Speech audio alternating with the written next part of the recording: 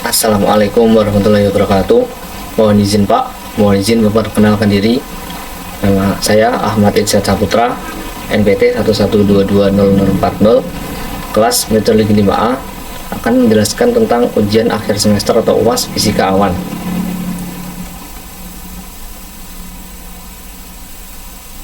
Pada UAS Fisika Awan ini terdiri dari 8 soal. Soal yang pertama tentang prinsip kerja radar cuaca, lidar, sodar, dan distrometer dikaitkan dengan deteksi mikrofisis awan. Yang kedua ada jelaskan teori dan gambarkan teori elektrifikasi thunderstorm. Yang ketiga ada 3 poin. Poin yang A, beberapa koreksi terhadap teori pertumbuhan difusi tetes hujan.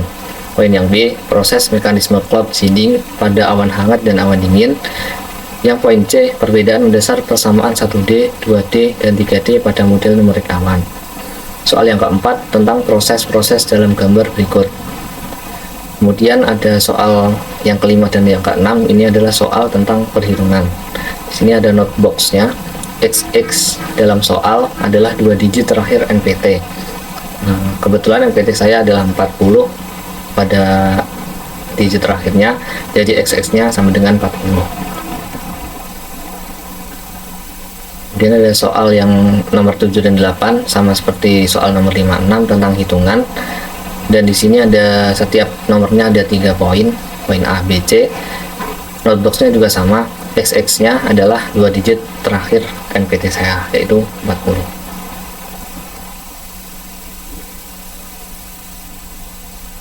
Yang pertama ada prinsip kerja radar cuaca, lidar, sodar, dan distrometer dikaitkan dengan deteksi mikrofisis awan.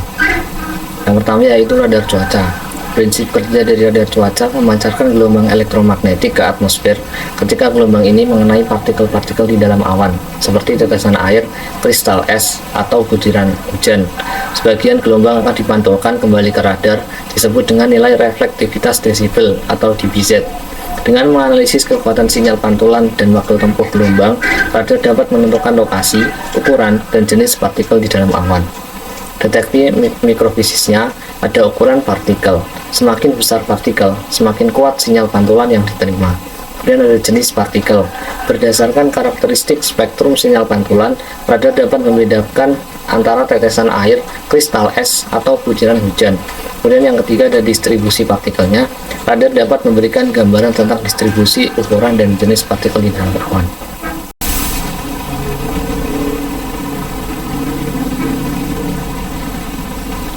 Selanjutnya yang kedua yaitu lidar atau light detection and ranging. Prinsip kerja lidar menggunakan pulsa laser untuk mengukur jarak dan sifat-sifat target. Pulsa laser ditembakkan ke atmosfer dan sebagian cahaya akan dipantulkan kembali oleh partikel-partikel di dalam awan. Dengan mengukur waktu tempuh pulsa laser dan intensitas cahaya yang kembali, lidar dapat menentukan profil vertikal dari konsentrasi partikel dan ukuran partikel. Lidar ini secara vertikal lebih akurat daripada radar, karena kalau lidar ini hanya mengarah ke atas, jadi secara vertikal itu lebih akurat dan lebih presisi. Namun untuk jangkauannya lebih luas radar, karena radar itu modelnya kayak memutar gitu, jadi memutar 360 derajat dengan elevasi beberapa elevasi untuk mendapatkan profil atmosfer secara melingkar. Kemudian pada lidar ini, deteksi mikrofisisnya, profil vertikal, lidar dapat memberikan informasi yang sangat detail tentang distribusi vertikal partikel di dalam awan. Seperti yang saya sebutkan tadi, untuk bagian vertikal lidar lebih presisi dan lebih detail. Kemudian ukuran partikel, dengan menganalisis pola difraksi cahaya yang dipantulkan, lidar dapat menentukan ukuran partikel dengan sangat akurat. Jenis partikel yang lidar dapatkan, lidar dapat membedakan antara berbagai jenis partikel berdasarkan sifat polarisasi cahaya yang dipantulkan. Selanjutnya yang ketiga yaitu sodar atau sound detection and ranging. Prinsip kerja dari sodar memancarkan pulsa suara ke atmosfer. Pulsa suara akan dipantulkan kembali oleh perubahan suhu dan turbulensi di dalam atmosfer, termasuk oleh partikel-partikel di dalam awan, dengan mengukur waktu tempuh pulsa suara dan intensitas suara yang kembali. Solder dapat menentukan profil vertikal dari suhu, kelembapan, dan turbulensi di dalam atmosfer. Jadi kalau solder ini menggunakan sound atau suara, kalau yang lidar dan radar tadi menggunakan gelombang elektromagnetik. Selanjutnya, deteksi mikrofisis dari solder ini adalah profil suhu dan kelembapan. Informasi tentang suhu dan kelembapan sangat penting untuk memahami proses pembentukan awan dan pertumbuhan partikel. Selanjutnya ada turbulensi. Turbulensi berperan penting dalam pertumbuhan partikel awan. Solder dapat memberikan informasi tentang tingkat turbulensi di dalam awan. Poin yang keempat, sekaligus yang terakhir pada nomor 1 ini, yaitu disdrometer. Prinsip kerja dari disdrometer adalah instrumen yang digunakan untuk mengukur ukuran dan kecepatan jatuh tetesan hujan. Disdrometer umumnya terdiri dari sebuah permukaan sensitif yang ditempatkan di udara terbuka. Ketika tetesan hujan jatuh mengenai permukaan ini, sensor akan mendeteksi dan menghitung ukuran serta kecepatan tetesan hujan. Deteksi mikrofisisnya ada 2 poin. Yang pertama, ukuran tetesan hujan. Disdrometer memberikan informasi yang sangat akurat tentang distribusi ukuran tetesan hujan. Kemudian kecepatan jatuh, informasi tentang kecepatan jatuh tetesan hujan dapat digunakan untuk memperkirakan intensitas hujan.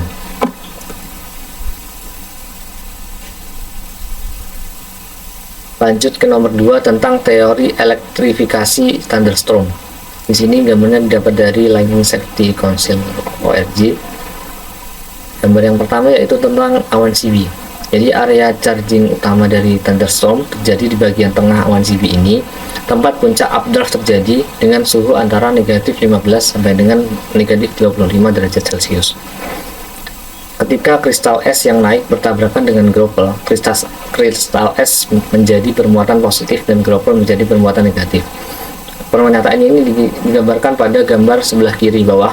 Ini ada gropel atau ditunjukkan dengan gambar putih, salju putih yang bulat bermuatan negatif. Kemudian ada yang salju berwarna putih juga tapi berbentuk kayak kristal gitu, bermuatan positif, disebut dengan kristal es. Dan yang salju putih tadi disebut gropel, bermuatan negatif. Dan ada gambar awan CB juga. Ada penumpukan muatan positif kecil tetapi penting di dekat bagian bawah awan badai karena presipitasi dan suhu yang lebih hangat. Jadi seperti yang ada di pernyataan kedua, ketika kristal es yang naik bertabrakan dengan gropel, kristal es tadi turun. Kristal es turun bermuatan negatif. Ini dapat dilihat pada bagian tengah di CB, awan CB. Kemudian untuk yang kristal es bermuatan positif naik, ini dapat dilihat di atas bagian awan CB dan bergerak horizontal ketika mencapai tropopause. Selanjutnya ada muatan positif kecil di bagian dasar awan. Ini disebutkan pada pernyataan ketiga. Selanjutnya yang pernyataan terakhir digambarkan pada gambar sebelah kanan yang bawah. Tanah dan semua benda atau orang di tanah tepat di bawah badai atau di bawah thunderstorm tadi, di bawah CB, menjadi bermuatan positif. Jadi muatan negatif yang ada di orang atau manusia atau tanah yang berada di bawah, tepat di bawah awan CB, muatan negatifnya akan berpindah dan menjadi bermuatan positif.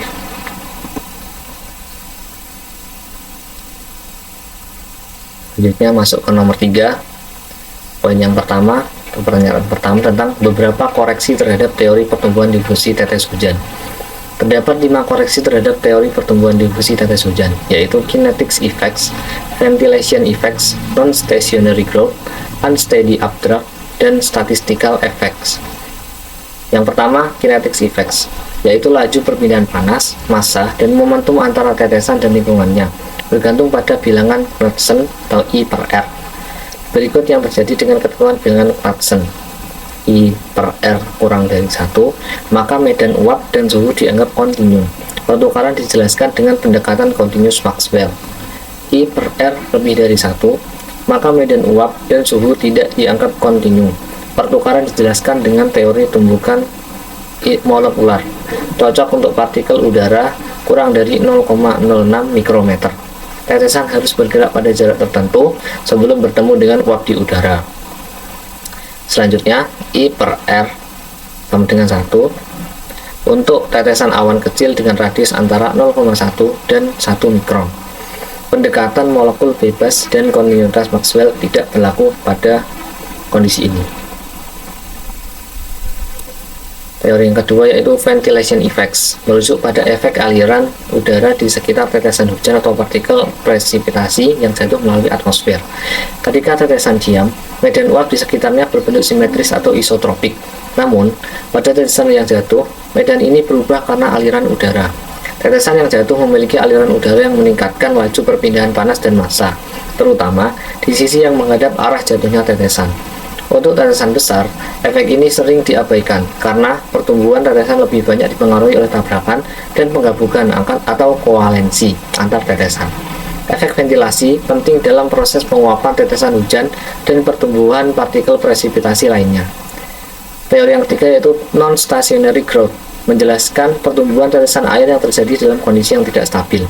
Uap air dan suhu di sekitar tetesan terus berubah, menyebabkan permukaan tetesan mengembang dan menyusul secara dinamis. Karena tetesan bergerak, kondisi difusi di sekitar tetesan harus disesuaikan, sehingga lapisan suhu dan uap harus cepat beradaptasi. Proses difusi molekuler membutuhkan waktu sekitar 10 mikrodetik untuk mencapai keadaan stabil di sekitar tetesan. Dalam perhitungan, efek difusi ini dapat diabaikan karena perubahan terjadi begitu cepat dan pendekatan yang lebih sederhana lebih efisien. Teori yang keempat yaitu unsteady updraft, merujuk pada daerah dengan percepatan dan perlambatan arus udara naik di dalam awan. Kondisi ini dapat memperluas spektrum tetesan dengan terus mengaktifkan inti kondensasi baru. Namun, selain pembentukan tetesan baru di area percepatan, efek ini memiliki dampak yang kecil terhadap evolusi ukuran tetesan. Teori yang terakhir, teori yang kelima, yaitu statistical effects, mengacu pada variasi dalam riwayat pertumbuhan tetesan hujan, di mana setiap tetesan memiliki jalur evolusi berbeda akibat mengalami tingkat sumber saturasi yang bervariasi. Hal ini menyebabkan broadening atau pelebaran spektrum ukuran tetesan dalam awan. Saat ini dianggap sebagai efek kecil. Meskipun demikian, pelebaran spektrum ini menjadi fokus penelitian aktif.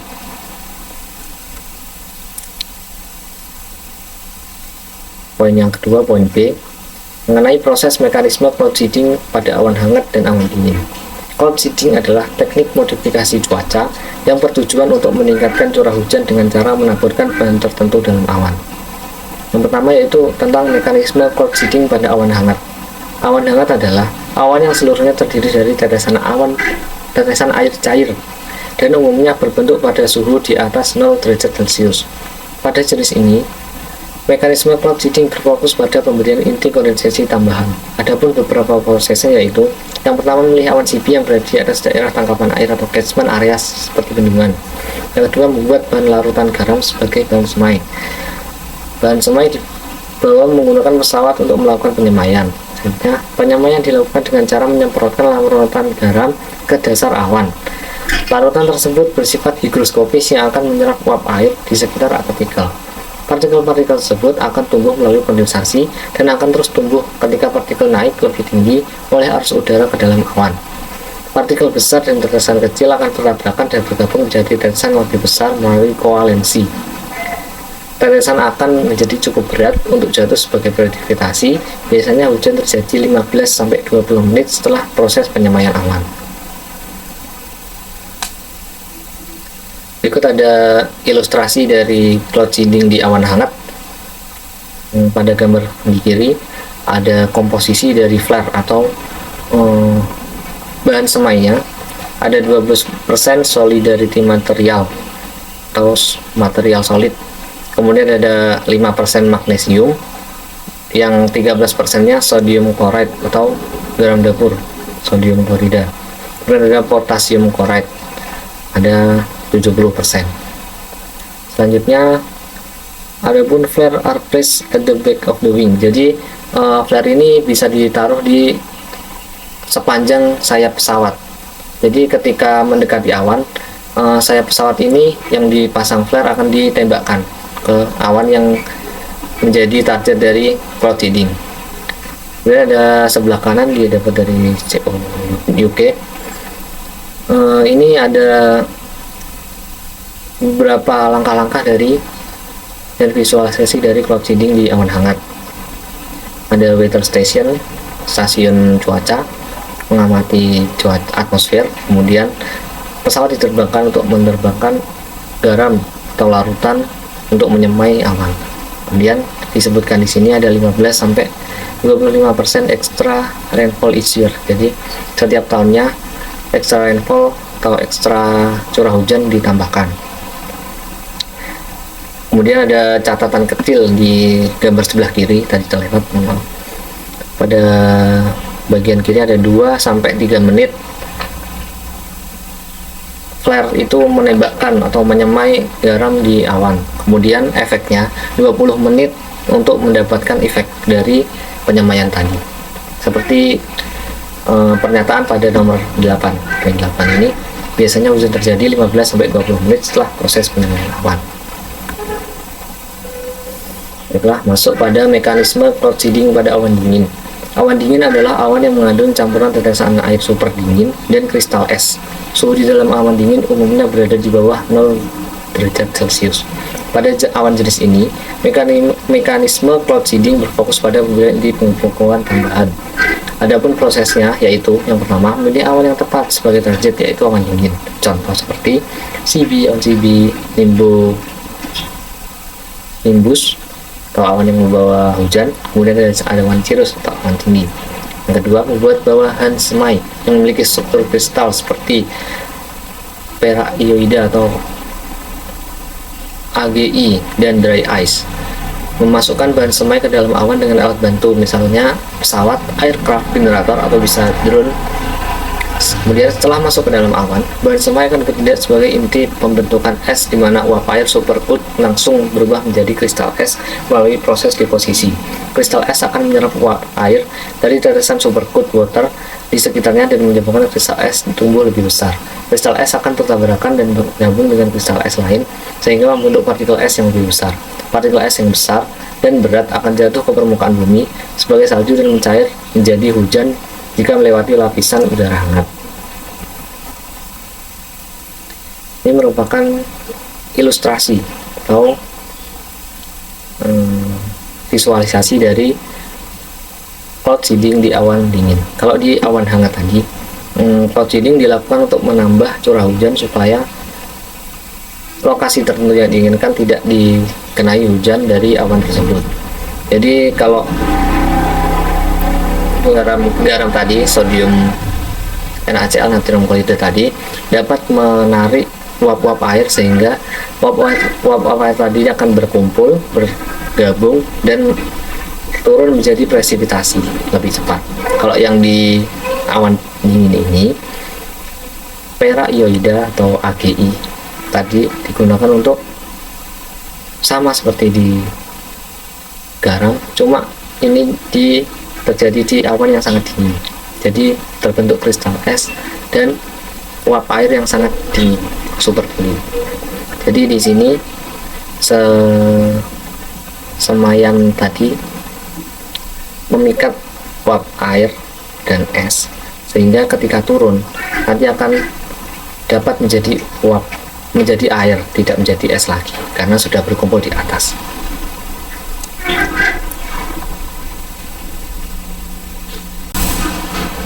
Selanjutnya ada perbedaan poin C, ada perbedaan mendasar persamaan 1D, 2D, dan 3D pada model numerik awan. Perbedaan mendasar yaitu pada jumlah dimensi yang dipertimbangkan, di mana 1D hanya mempertimbangkan satu dimensi, yaitu arah vertikal. 2D mempertimbangkan dua dimensi, yaitu arah vertikal dan horizontal, dan yang 3D mempertimbangkan tiga dimensi, yaitu satu arah vertikal dan dua arah horizontal atau maju, mundur, dan kanan kiri, atau tinggi, panjang, dan lebar, sehingga memiliki volume. Dapat dilihat pada ilustrasi berikut. Pada gambar 1D ini hanya menampilkan profil vertikal dari awan CB. Kemudian ada yang 2D ini menampilkan kondisi atmosfer secara horizontal dan vertikal. Jadi ada dua dimensi di sini. Kemudian ada yang 3D ini sangat detail lagi karena ada luas dan ada tingginya. Jadi ada volume, ada tingginya, ada panjangnya, ada lebarnya. Kemudian dapat dilihat di sini ada teksturnya juga yang menjadi ciri khas dari persamaan 3D dari model numerik awan. Selanjutnya masuk pada nomor 4, menjelaskan tentang proses-proses dalam gambar berikut. Jadi ada di sini ada water vapor atau uap air, ada cloud ice awan es, dan ada awan air cloud water, ada rain atau hujan, snow atau salju, graupel atau salju yang bulat tadi, kemudian ada precipitation fallout atau presipitasi. Nah, ini di sini ada beberapa proses. Yang pertama yaitu condensation atau kondensasi. Apa sih kondensasi itu? Kondensasi adalah proses uap air atau vapor menjadi air cair yang membentuk awan. Kemudian ada evaporation atau penguapan.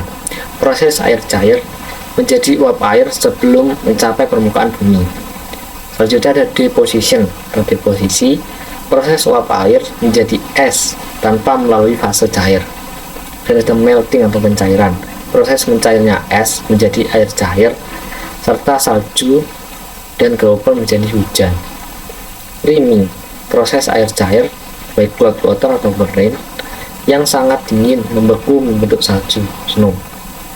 Selanjutnya ada auto conversion, proses penggabungan tetesan air kecil di awan menjadi besar hingga mencapai ukuran yang cukup untuk jatuh sebagai hujan.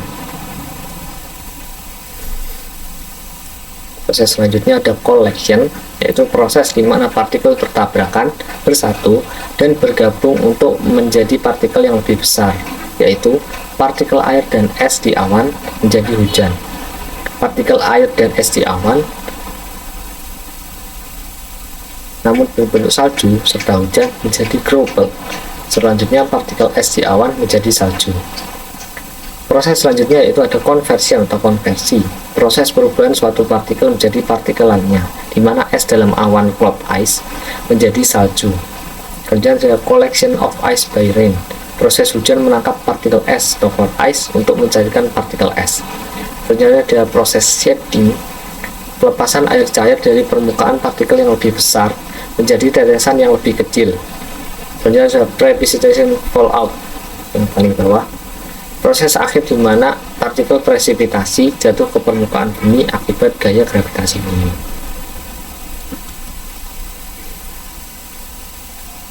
Selanjutnya masuk ke nomor 5, di mana ada soal hitungan. Di sini sebuah drop tetes tumbuh dengan kondensasi dari radius 2 mikrometer sampai 20 mikrometer dalam XX menit. Di sini ada 40 menit pada suhu 14,0 derajat Celcius dan tekanan 104,0 kilopascal. Tentukan jenuh ambien atau es yang mengabaikan solusi dan kelangsungan dalam persamaan pertumbuhan awan.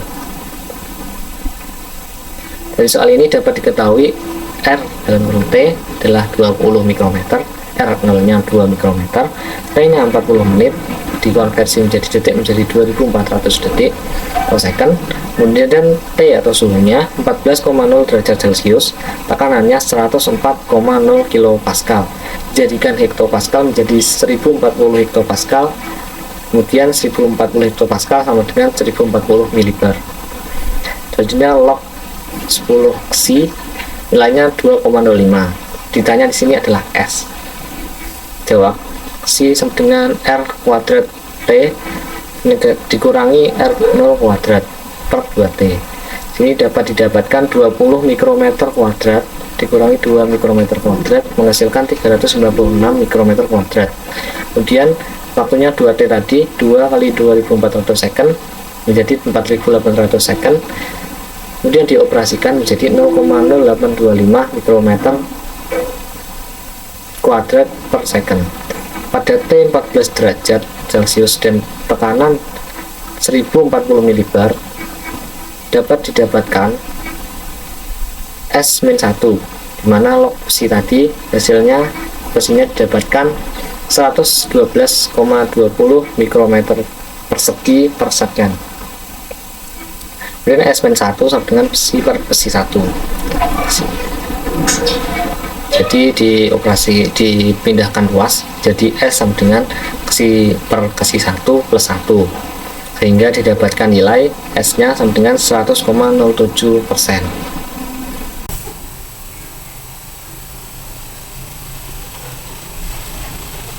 Soal hitungan selanjutnya pada nomor 6. Hitung curah hujan dalam milimeter per jam jika diketahui populasi droplet terdiri dari ukuran tunggal D sama dengan 4,0 mm dengan kecepatan jatuh U sama dengan 4,0 meter per second dan densitas droplet 24,0 tetes per meter persegi.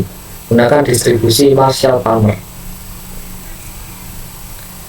Pada soal ini diketahui D-nya sama dengan 4,0 mm, di mana dikonversi menjadi meter 4 kali 10 pangkat min 3 meter.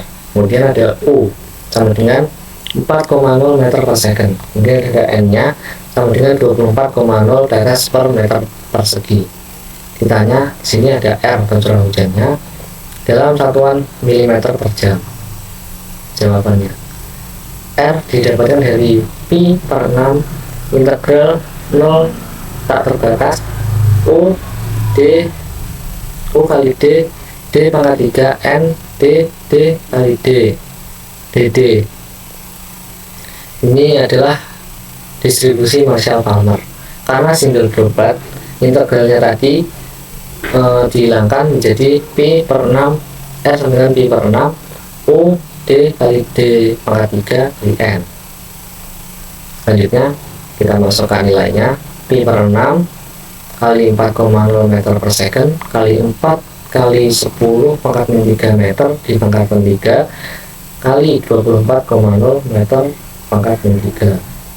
Kemudian dioperasikan mendapatkan hasil 3,2 kali 10 pangkat min 6 meter per second.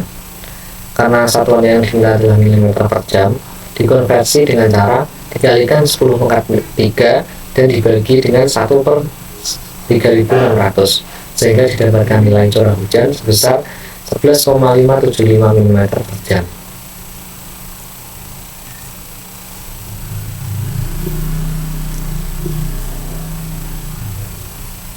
Soal nomor 7.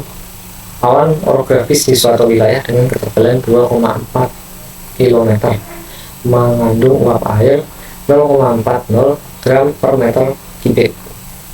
Sebuah tetes dengan jari-jari 0,140 mm pada puncak awan mulai jatuh melewati awan. Tentukan A. Ukuran tetes yang muncul dari dasar awan dengan menggunakan persamaan dasar pertemuan kontinu. Asumsikan dalam unit efisiensi penggabungan atau collection dengan mengabaikan aliran udara vertikal dalam awan dan pertumbuhan melalui kondensasi. B. Waktu yang dibutuhkan tetes untuk jatuh melalui awan dengan asumsi terminal velocity tetes K3 kali R, di mana K3 sama dengan 8 kali 10 pangkat 3 per second pangkat min 1.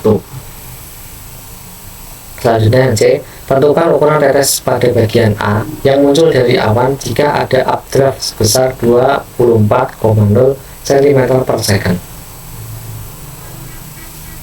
Soal nomor 7 ini dapat diketahui H sama dengan 2,40 km atau dikonversi menjadi meter 2,4 kali 10 pangkat 3 meter.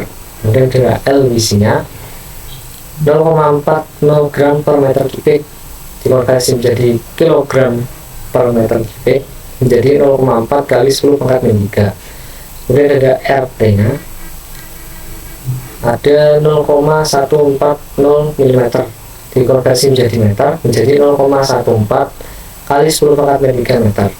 Yang ditanyakan ada yang A, RB ketika neglect drop growth by condensation. Kemudian yang B, suhunya ketika U sama dengan K3 kali R, di mana K3 sama dengan 8 kali 10 pangkat 3 S pangkat min 1. Kemudian ada C, RB ketika U sama dengan 24,0 cm per second. Pada soal yang A terlebih dahulu dapat didapatkan dengan cara RB dikurangi Rn sama dengan EM per 4QL lebih Rho L integral 0T UR dt. RB kemudian dipindahkan luas dan dioperasikan RB RT plus EM per 4Q POL kali H. Selanjutnya didapatkan dimasukkan nilainya 0,14 mm ditambah 0,4 kali 10 pangkat min 3 kg per meter kubik dibagi 4 kali 10 pangkat 3 kg per meter kubik.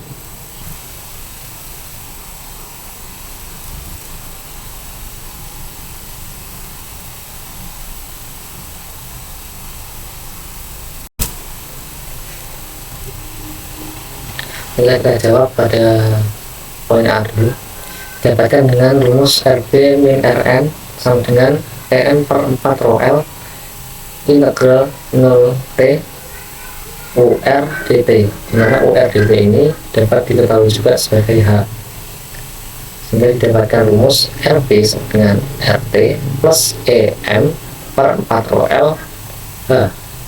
Kita masukkan nilainya 0,140 mm plus 0,4 kali 10 pangkat min 3 kg per meter kubik per 4 kali 10 pangkat 3 kg per meter kubik kali 2,4 kali 10 pangkat 3 meter, sehingga dioperasikan mendapatkan hasil 0,38 kali 10 pangkat min 3 meter atau 0,38 mm.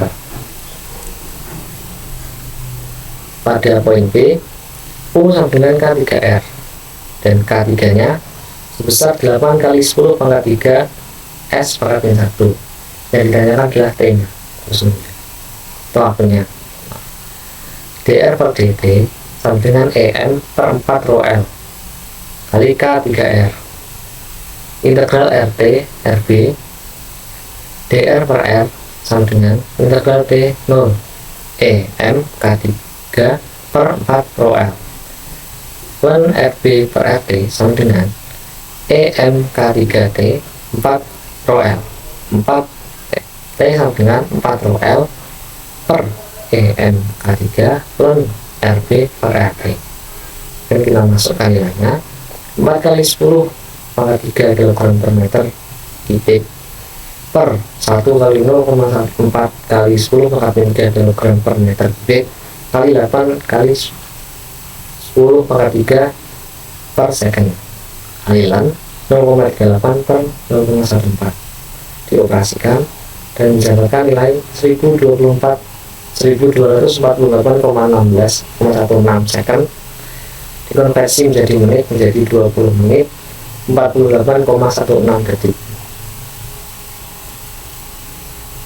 Selanjutnya ada RB ketika U nya sama dengan 24,0 cm per second,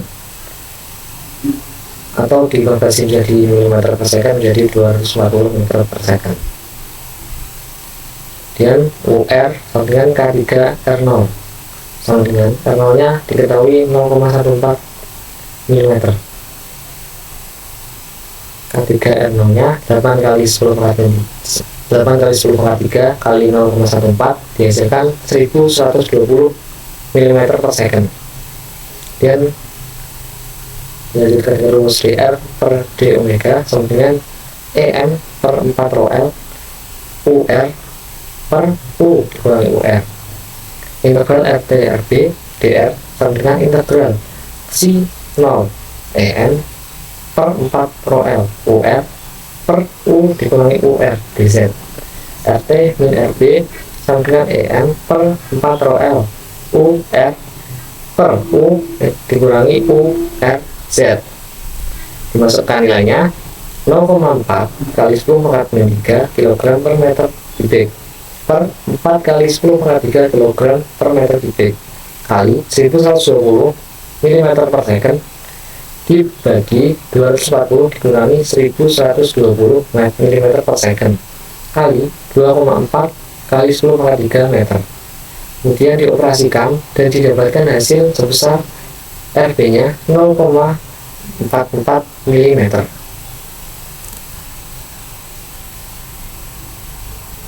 Lanjut ke soal nomor 8. Tentukan A. Ukuran dari tetes di puncak lintasan. B. Ukuran dari tetes percikan meninggalkan awan. C. Waktu yang tersisa bagi droplet di awan. Jika sebuah tetes berdiameter 0,40 mm terletak di dasar awan kumulus yang memiliki konsentrasi air cair sebesar 1,40 gram per meter kubik dan kecepatan updraft konstan sebesar 4,0 meter per second. Gunakan persamaan pertumbuhan kontinuitas dan mengabaikan pertumbuhan kondensasi menggunakan tabel 8,1 derajat. Jadi diketahui R sama dengan 0,4 mm, M-nya dengan 1,4 gram per meter kubik, dikonversi menjadi kilometer per meter kubik menjadi 1,4 kali 10 pangkat min 3. Kemudian U-nya 4,0 meter per second. UR tabel 8,1 Roger, UR-nya sebesar 4,03 meter per second. Selanjutnya Z per H di sini adalah asumsi ketinggian awan setinggi 3000 meter, sehingga dikonversi menjadi mm menjadi 3000 kali 10 pangkat 3 mm. Pada saat ini yang ditanyakan adalah yang pertama poin A RT, poin B RF, dan yang poin C P. Masuk ke poin A dulu. Didapatkan dengan DR per DZ sama dengan EM per 4 rho L U kali UR per U min UR. Ada integral RT RB DR sama dengan integral Z0 EM per 4 rho L UR per U min UR dz. Selanjutnya RT min RB sama dengan EM per 4 rho L UR per U min UR Z. RT kita masukkan nilainya, RT min RB sama dengan 1 kali 1,4 10 pangkat min 3 per 4 kali 10 pangkat min 3 kali 4,03 per 4,0 dikurangi 4,03 kali 3000 kali 10 pangkat 3 mm. Dioperasikan sehingga mendapatkan hasil RT negatif 140,6 mm. Negatif di sini didapatkan karena pada poin 4,0 dikurangi 4,03 ini kebetulan pada NPT didapatkan 4,0 dimana lebih kecil daripada 4,03. Lanjut pada poin B, didapatkan dengan rumus UR per U min UR DR sama dengan EM per 4 rho L dz. Dioperasikan jadi integral RF R0 kali UR per U min UR DR sama dengan integral Z per Z0 kali EM per 4 rho L dz. Kemudian dioperasikan lagi jadi integral RF R0 U per UR min integral RF R0 1 per R DR sama dengan integral Z Z0 EM per 4 rho L dz. Kita masukkan nilainya, kemudian didapatkan hasil negatif 0,01 ln RF min 0,4 sama dengan 1,05 mm. Kemudian dioperasikan sedemikian rupa dengan suatu aturan sehingga didapatkan RF sebesar 3,74 E min 46 mm. Pada poin terakhir di nomor 8, poin C, didapatkan dengan rumus DR per DT sama dengan EM per 4 rho L kali UR, dimana integral R D RF per R0 integral RF R0 1 per UR DR sama dengan integral Z0 EM per 4 rho L dt. Integral RF R0 1 per K3R DR sama dengan integral Z0 EM per 4 rho L dt. Integral RF R0 1 per R DR sama dengan K3 integral T0 EM per 4 rho L dt. Sehingga didapatkan rumus L ln R besar dikurangi ln R kecil sama dengan EM per 4 rho L K3 T. Dimasukkan nilainya, kemudian dioperasikan dan mendapatkan hasil negatif 617 menit 8,3 detik. Pada awalnya didapatkan negatif 37.028,57 second dan dikonversi menjadi jam menjadi negatif 10 jam 17 menit 8, detik. Pada operasi negatif ini didapatkan karena pada penghitungan sebelumnya didapatkan nilai negatif sehingga penghitungan selanjutnya juga mendapatkan nilai negatif.